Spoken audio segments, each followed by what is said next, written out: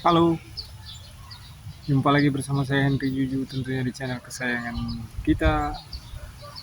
Masih seputar membahas sharing pengalaman pribadi saya mengenai asam lambung, GERD, anxiety, dan psikosomatis. Semoga kita dalam keadaan sehat selalu, tetap semangat, selalu bersyukur, dan selalu tersenyum, teman-teman. Kali ini ada edisi video saya ini. Saya akan membahas tentang apakah yang lebih dulu kita benahi, pikiran, stres, cemas kita duluan atau lambungnya dulu, atau bisa dibilang sensasi mediknya atau sensasi non mediknya. Begitu. Sesuai pengalaman yang saya alami tentunya, teman-teman ya. Oke, tanpa memperpanjang waktu, saya berharap teman-teman bisa mendukung saya dengan subscribe channel saya ini, sehingga saya semakin semangat lagi dalam mengembangkan channel ini dan berbagi pengalaman pribadi saya.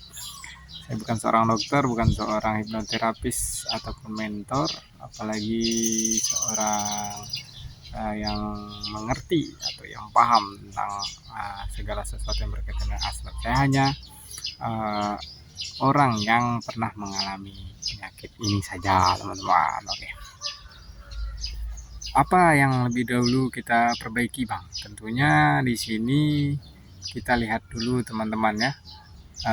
Setahu saya pribadi, sepengalaman saya, kalau kita benar-benar menjalani atau benar-benar konsisten menjaga dari pola pikir, pola makan, dan pola hidup kita, saya rasa untuk asam lambungnya sendiri, untuk lambungnya sendiri, untuk GERD-nya sendiri, saya rasa di angka 1-2 bulan itu lambung sudah mengalami perbaikan tentunya, teman-teman ya. Yang penting dengan catatan kita konsisten ya, konsisten menjaga makanan, pola pikir, dan pola hidupnya gitu ya.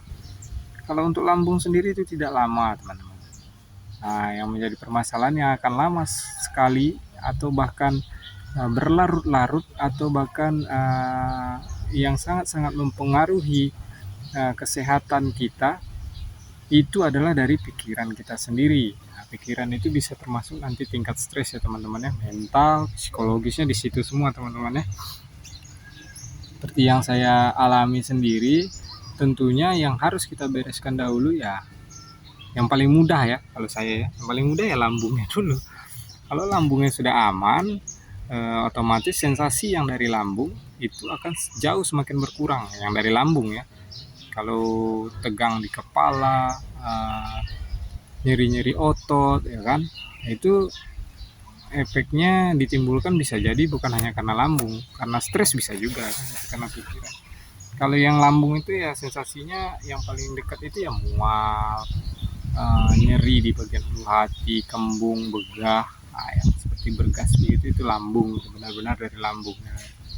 Nah, kalau kita lihat seperti orang sakit biasa saja lah, orang luka di tangan seperti sini kan, dibiarin juga sembuh loh, teman-teman. Itulah menandakan bahwa penyakit ini tidak berbahaya. Memang tidak berbahaya, jadi tidak perlu takut, dia akan sembuh sendiri. Cuman tahap kesembuhan seseorang itu terhadap yang lain itu berbeda, teman-teman, tentunya. Ada yang cepat, ada yang lambat gitu. Tinggal ngelihat kita bisa nggak jaga pola makannya dulu gitu. Apakah masih makan yang pedas-pedas pada saat akut-akutnya ya kan, apakah masih suka makan yang asam-asam ya kan. Tentunya ini kan sangat mempengaruhi ya kan. Cepat atau lambat itu tergantung kita, teman-teman. Benahi dulu lah lambungnya. Kalau lambung udah benar dan yakin dulu, kan ada di mana di satu fase. Kalau saya pribadi itu setelah kira-kira 2 bulan saya yakin lambung saya udah aman gitu. Udah aman di lambung ini, nggak ada memberikan efek. Saya tekan juga aman, nggak ngilu gitu, jauh lebih membaik gitu. Jadi yang tinggal saya tanamkan di otak saya, sudah sembuh dari lambungnya, sekarang tinggal anxiety-nya, kecemasannya gitu. Gimana cara memperbaiki anxiety-nya gitu.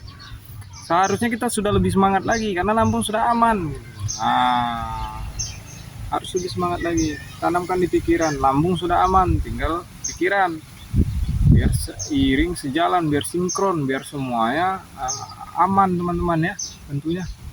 Saya selalu bilang ke alam bawah sadar saya, lambung saya udah oke, sekarang gimana caranya memperbaiki dari pikiran saya nih supaya tidak ada sensasi-sensasi yang lain gitu. Kita ini kan bisa teman-teman merasakannya kan, kita kan paham gitu, apa yang terbaik makanan yang kita konsumsi, apa minuman yang terbaik kita konsumsi, sehingga tidak menimbulkan sensasi-sensasi yang lain begitu. Nah itu tadi maksud saya, urutannya kalau saya pribadi ya perbaiki lambung dulu, baru nanti pikiran gitu. Memang lambung dan pikiran itu seiring sejalan. Lambung itu kan adalah otak kedua kita gitu kan. Tidak jarang juga terjadi keterlambatan penyembuhan di lambung itu karena tingkat stres juga teman-teman ya kan. Dengan tingginya stres, asam lambung semakin tidak stabil. Jadi setiap luka yang sudah ditempel pada malam hari pas kita istirahat, kita kan udah jaga pola makan ya. Jadi stresnya juga semakin meningkatkan kita untuk berpikir keras seperti itu, sehingga asam lambung tidak stabil, luka tadi dikikis lagi gitu, sudah mulai membaik dikikis lagi. Jadi lama kelamaan perbaikan luka dari lambung tersebut tidak sembuh-sembuh begitu loh teman-teman maksudnya. Jadi oleh sebab itu kalau bisa dalam menjaga pola makan, sementara menjaga pola makan, pola pikirnya ya agak dikondisikan dulu lah sedikit gitu. Jadi supaya ada perbaikan lambung yang sangat signifikan. Ketika lambung sudah signifikan terjadi perbaikan, saya yakin semangat itu timbul gitu. Keyakinan untuk sembuh itu ada gitu. Itu yang mendorong psikologis kita, itu yang mendorong psikis kita supaya kita semangat untuk sembuh lagi gitu. Kembali ke kehidupan yang lama, minimal ada perbaikan dari keadaan kita, keadaan terburuk yang kita rasakan. Pasti ada, kalau sudah ada perbaikan, kita akan jauh lebih semangat lagi, percayalah. Dan jangan takut ketika ada kekambuhan, itu hal yang biasa ya teman-teman tentunya. Itu dalam perjalanan kesembuhan saya rasakan sendiri. Ya hilang timbul sensasi itu adalah hal yang wajar kalau menurut saya. Nah itu tanda dari sebuah kesembuhan gitu teman-teman. Tetap semangat saja, fokus saja dulu, apalagi yang baru-baru kena saya pesankan fokus dulu, perbaiki lambungnya sebelum terlalu berlarut-larut ya. Sebelum terlalu berlarut-larut, anxiety menyerang, fokus sembuhkan dulu lambungnya gitu. Kalau lambung udah cepat sembuh, anxiety tidak akan meningkat gitu. Yang bahaya itu kalau sudah berlarut-larut dengan lambungnya sembuh kambuh, otomatis ada tertanam di pikiran, aduh ini nggak sembuh penyakit ini nih, ini seumur hidup nih. Itu yang bahaya, timbul kecemasan, timbul bisikan-bisikan negatif. Itu yang berbahaya teman-teman. Mumpung yang baru-baru, kalau yang baru-baru saya pesankan selesaikan dulu lambungnya. Kalau lambungnya sudah ada perbaikan, itu anxiety tidak akan ada. Kan tidak akan ada kecemasan, orang udah nyaman ya kan.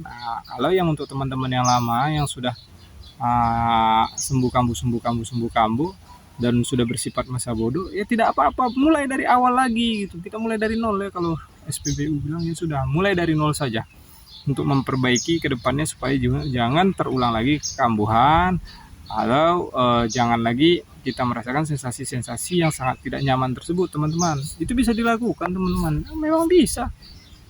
Apa yang tidak bisa di dunia ini? Selagi ada kemauan, percaya saja. Kalau ingin hasilnya berubah, otomatis caranya kita rubah gitu. Nah itu dia teman-teman. Tinggal teman-teman pilih yang mana yang duluan teman-teman mau rubah. Gitu.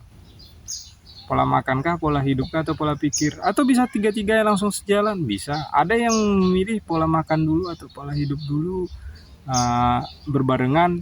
Siap itu baru pola pikir, ada juga. Itu kembali ke kita. Tapi kalau saya pribadi yang saya selesaikan dulu kemarin tuh lambungnya saya selesaikan dengan menjaga pikiran ya tentunya. Pikirannya jangan diberat-beratin lah, pokoknya dijalanin aja, dinikmatin ya. Menjaga pikiran itu ya dengan menikmatin aja sih. Kalau saya kemarin tuh nikmatin aja apa yang ada, jangan berpikir yang aneh-aneh. Itu karena pada prinsipnya penyakit ini sendiri teman-teman, apalagi kita yang perfeksionis ini, yang banyak memprediksi masa depan nih. Nah, ini banyak menyerang kita nih, orang-orang yang suka memprediksi masa depan ini. Karena masa depan itu seolah-olah bisa kita setel, ternyata tidak, ya kan. Ujung-ujungnya apa? Kecewa, kecewa, sakit hati, ya kan, tidak tergapai. Ujung-ujungnya ya stres, ya kan.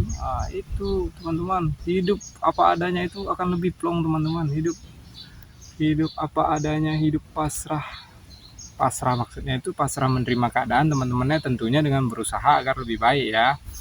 Itu jauh lebih baik teman-teman, membuat ketenangan dalam hidup dan memberi bantuan dalam kesembuhan kita teman-teman. Yakin dan percayalah, ketika kita memiliki fokus menyembuhkan yang mana lebih dahulu, baik itu lambung ataupun anxiety-nya, ya saya yakin yang namanya usaha tidak akan mengkhianati hasilnya teman-teman.